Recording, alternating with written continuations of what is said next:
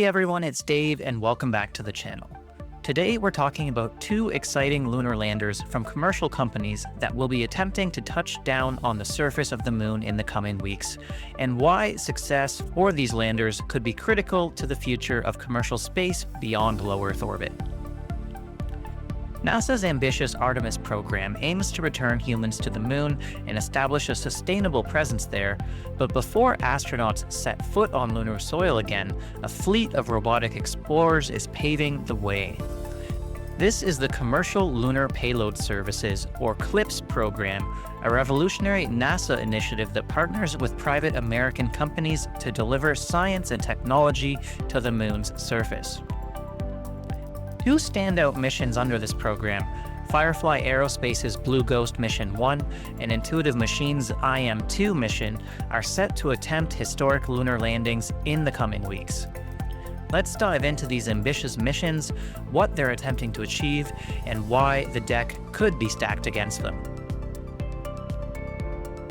Launched back in 2018, the CLPS program flips the script of traditional space missions on its head. Instead of NASA building expensive spacecraft from scratch, it hires commercial companies to design, construct, and operate lunar landers under fixed-price contracts, with a total budget of $2.6 billion through 2028. The goal? Accelerate robotic access to the moon, reduce costs, and foster a lunar economy, all in support of Artemis, which seeks to land astronauts near the lunar South Pole by the late 2020s. CLPS operates on a shots-on-goal philosophy, accepting that not every mission or shot on goal will succeed, but betting that frequent low-cost attempts will yield big scientific wins. The history of commercial companies landing on the moon has been an extremely challenging one, though, leading some critics to wonder whether these small private companies are really up to the challenge. While NASA's commercial cargo resupply and commercial crew missions are widely regarded as a success and have brought down the cost of going to the ISS, can CLPS really do the same for the moon? Lunar landings remain challenging, with roughly a 50% success rate historically, a trend that persists even with modern technology. Since 2019, several high-profile missions, especially commercial ones, have failed to achieve soft landings, often due to small engineering errors or unforeseen operational challenges. These failures highlight the complexity of lunar missions, where precision is critical and even minor glitches can lead to catastrophic outcomes. For a few quick examples, iSpace's Hakuto R Mission 1 on April 25th of 2023 had the lander's altimeter misjudge its altitude because it passed over the rim of a lunar crater. The software interpreted a sudden change in readings as it being on the lunar surface already, or at zero altitude, when it was still actually 5 kilometers up. It shut off its engines, leading to a freefall and a crash. For Astrobotic's Peregrine Mission 1 on January 8th of 2024 under the CLPS program, hours after a flawless launch on a Vulcan Centaur rocket from ULA, a propulsion system failure occurred. A helium pressurization valve stuck open, causing the oxidizer tank to rupture. This led to a massive propellant leak, making a lunar landing impossible. Roscosmos's Luna 25 mission on August 19th, 2023 also had a recent failure. During a pre-landing orbit lowering maneuver, the thrusters fired for 127 seconds instead of the planned 84 seconds due to a control system malfunction, which sent the spacecraft into an uncontrolled descent, crashing into the moon. Finally, Intuitive Machines' IM-1 mission, though partially successful, did encounter several major errors. First of all, a human error left the lander's primary laser rangefinders disabled. The team forgot to flip a physical safety switch during pre-launch testing, rendering the Navigation Doppler LiDAR or NDL system inoperable. The team attempted to use a NASA payload on board as a backup, but the data was much less precise. During descent, the lander descended faster than planned, landing off target and skidding on a slope. The lander had a landing leg snap on the uneven terrain, causing it to tip over on its side, which caused major problems for the mission, power, and communications. The IM-1 mission was not considered a failure, but I do think it's fair to say that the CLPS program has yet to prove its value, meaning that the success of these next two missions are more important than ever. After all, with the new administration coming into NASA, all sorts of changes and cuts are on the table, especially for programs that have not proved their success. The next landing attempt will be the Blue Ghost mission from Firefly Aerospace. Standing at 6.6 feet tall and 11.5 feet wide, Blue Ghost is a boxy, robust spacecraft designed for stability and precision. With a dry mass of 469 kilograms and a weight of around 1,500 kilograms when fully fueled, it's a lightweight yet capable machine.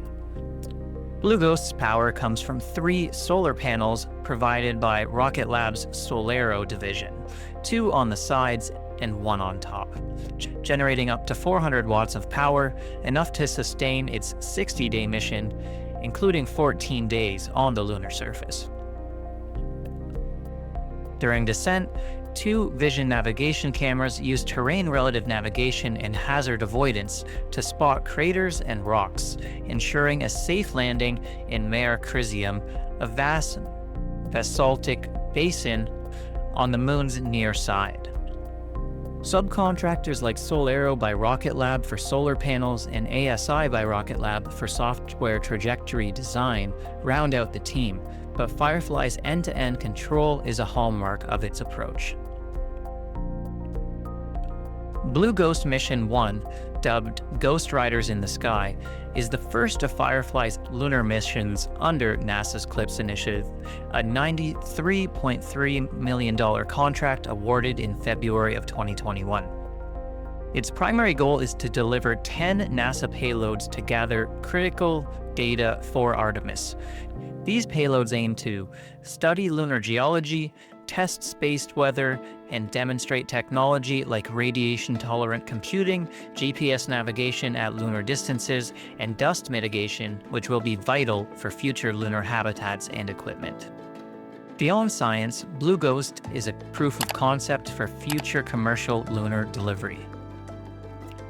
By succeeding where others have stumbled, Firefly aims to show that private companies can reliably ferry cargo to the moon, supporting NASA's vision of a robust lunar economy. On January 15th of 2025, a SpaceX Falcon 9 rocket roared to life from NASA's Kennedy Space Center, carrying Firefly Aerospace's Blue Ghost lander on its maiden voyage to the moon. As of February 18th, 2025, Blue Ghost is now in lunar orbit, having completed key milestones after its launch. After separating from the Falcon 9 in a highly elliptical Earth orbit, it spent 25 days circling Earth, conducting health checks and firing its engines to refine its path. On February 9th, a translunar injection burn propelled it out of Earth's gravity for a 4-day sprint to the moon. By February 13th, a 4-minute, 15-second lunar orbit insertion burn placed it in an elliptical orbit around the moon, followed by a February 18th maneuver lowering its orbit. The lander has downlinked over 15 gigabytes of data already, including stunning images of Earth, a solar eclipse, and the moon's south pole. All systems are healthy, and its 10 payloads are primed for surface operations. Over the next weeks, Blue Ghost will circularize its orbit, targeting a landing of March 2nd at 3:45 a.m. on the moon. If successful, it'll operate for 14 days or 1 lunar day before the lunar night ends its mission. Blue Ghost carries 10 NASA instruments totaling 94 kilograms or 207 pounds, which is the most of any CLPS mission to date. Blue Ghost isn't just a one-off though. Firefly has secured 3 more CLPS task orders, Mission 2 in 2026 to the far side of the moon with a rover, and Mission 3 in 2028 with an orbital Elytra vehicle. Each builds on Blue Ghost's modular design, offering rideshare and custom missions for NASA and private clients. With a $101 million price tag, far less than traditional NASA landers, it's a cost-effective gamble in the CLPS shots on goal strategy. But hot on the heels of Blue Ghost's landing attempt, we also have Intuitive Machines' next shot on goal at a lunar landing. On February 27, 2025, a SpaceX Falcon 9 rocket is poised to thunder into the night sky from Kennedy Space Center's Launch Complex 39A, carrying Intuitive Machines' second lunar lander, Athena. The week-long trip to the moon will include a brief lunar orbit, with a landing targeted for early March near Shackleton Crater. Operations will span 14 Earth days again, or 1 lunar day, ending around March 17th to 18th. This is because the spacecraft will be unable to survive the 14 days of cold and dark lunar night, as it relies on solar panels for operations. This spacecraft isn't just another robotic visitor to the moon. It's a water hunter, tasked with unlocking the lunar South Pole's icy secrets. IM-2 aims to refine the art of lunar landings while delivering critical science for NASA's Artemis campaign.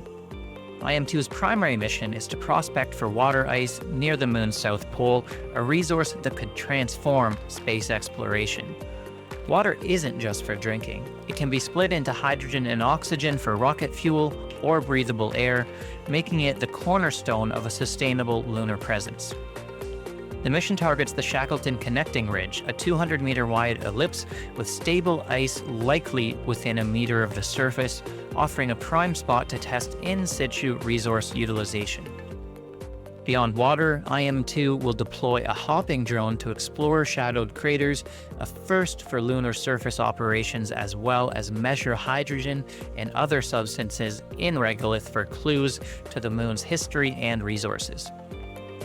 It will also provide data for future human landings, refining navigation and communications technology.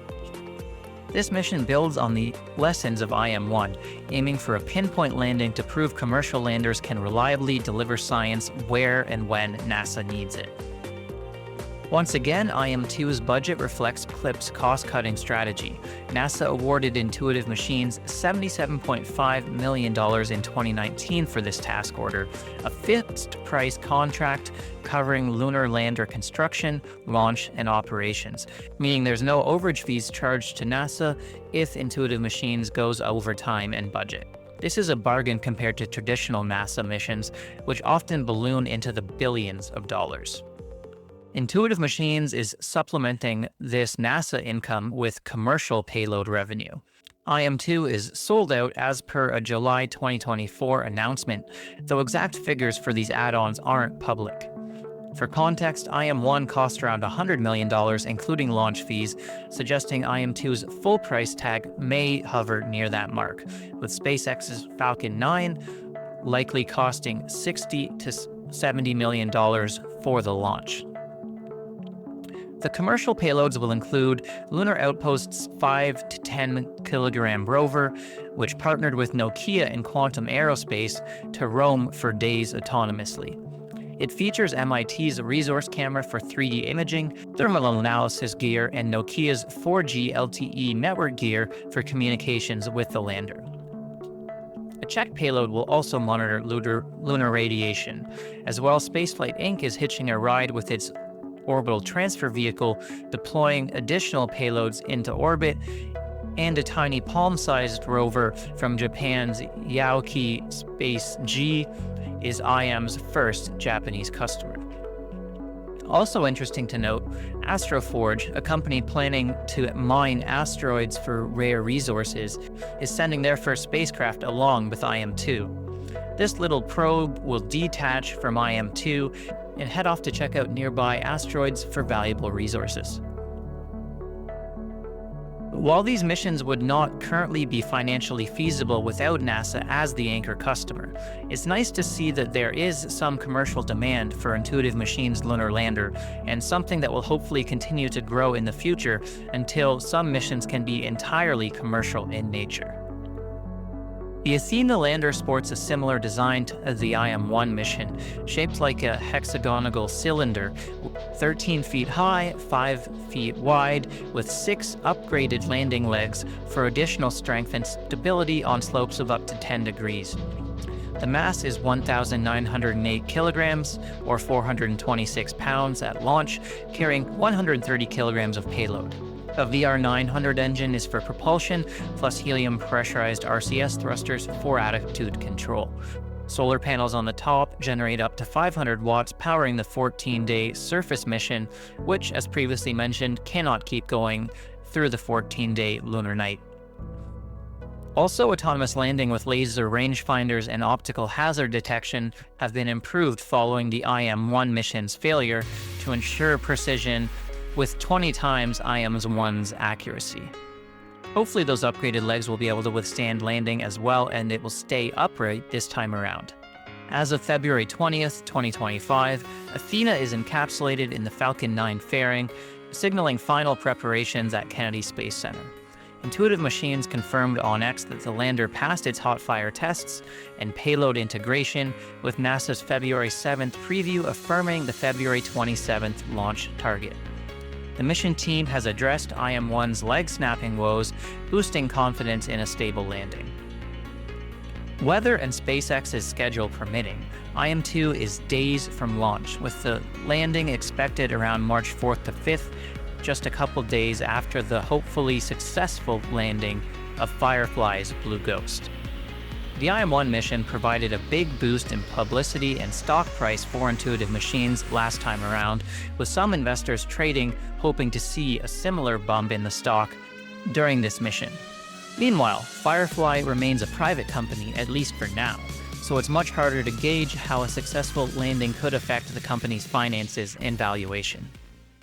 Thank you guys so much for watching. As always, if you made it to the end, let me know which mission you think has a better chance of landing successfully on the moon, Firefly or Intuitive Machines, or if you're just rooting for both, which is absolutely okay. Also interested to hear if you're making any trades around the stock of Intuitive Machines around this launch, and any other thoughts you might have. Going forward, I do plan to make some more deep dive videos on interesting missions like this, as well as my usual space stock coverage, so if you're interested in that kind of thing, I'd very much appreciate a subscription down below. I hope you guys have a great day and a great rest of the week. I will see you soon for my next video. Bye for now.